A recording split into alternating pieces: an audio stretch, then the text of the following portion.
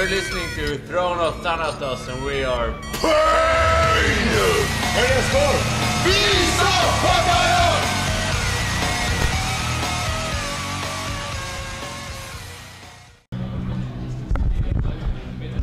I'm Peter, I'm drunk.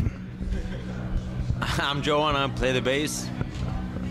I'm Michael, I'm retarded. It was mainly because of the first Nightwish tour we did together. And she's got a great voice. And I mean, me personally, I wanted to actually work with a female vocalist because I never done that before. And I knew that she can really pull it off, you know. And I try to make her sound a little bit angrier than she normally does with Nightwish. And I don't know, I really think it fit her very well.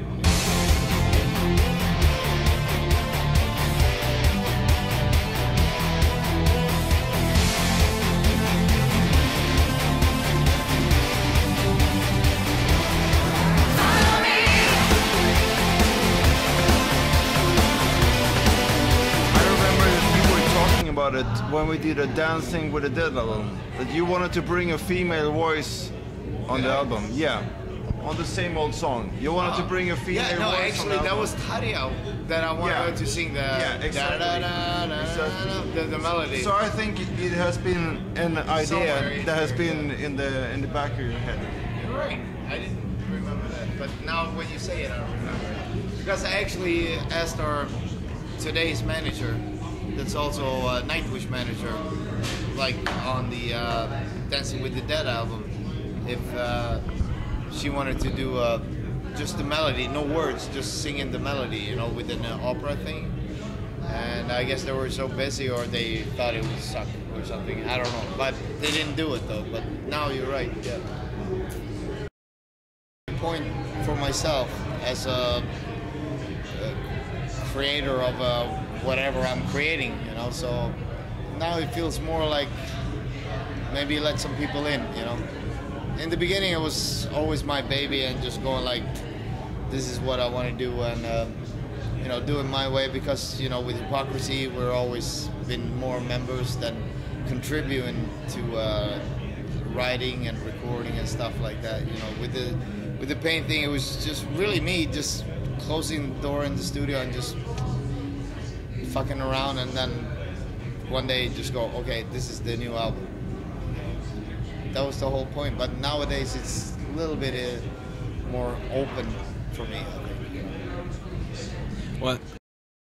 I think it's bigger than before, because, like, you know, metal bands, like, it doesn't matter if it's like new metal or death metal, black metal, whatever. They bring more people today on gigs than they ever did before. So I definitely think it's like a circle again, like from the old days when Judas Priest and Iron Maiden was starting to pulling bands into bigger, I don't know, hockey rinks and stuff like that. You know, like more. You know, it's going back, you know, but it's a different kind of music. It's not the old-fashioned music, but, you know, it goes in circles, and new things are getting big, and it's getting really big. You know, anything from, I don't know, look at Slipknot, for example, today. You know, it's fucking huge, but still it's pretty brutal, you know. And Nightwish, that's not so brutal, but it's still metal somehow, you know. It's got distorted guitars and double bass, and, you know, it's just, like I said, you know, it's just another circle from the 80s, and now it's going to this. I definitely think, you know, there's still fans out for distorted guitars, you know, with double bass. You know, it doesn't matter if you play speed metal, black metal, or if you play heavy metal or whatever, you know. There's definitely people wants metal. You know, and then you can just defy the metal by yourself. You know, it's always, oh, they're not metal, they're false, blah blah blah. But that's up to you. You know, what you think. I mean, we usually always do a mobile blog. When we go out on tour, we do a blog for every day. It's like a diary, you know, and people can just get in there and look what we did today or yesterday or next day or and so on. So it's definitely good technology, you know, to get people more closer to you without sitting in your lap, you know.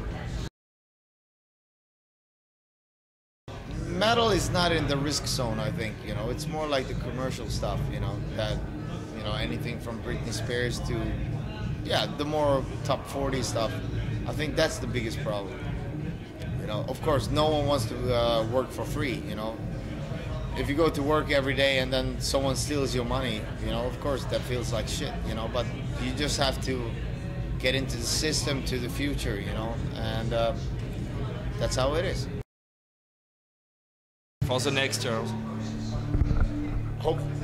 Hopefully people will keep on writing good music, so there will be a metal scene, you know, and there's always new generation of people that comes up and discovers the metal, so I think it's always going to be there. As a producer, there's only a few bands I've been running after and saying like, I gotta produce you, you know.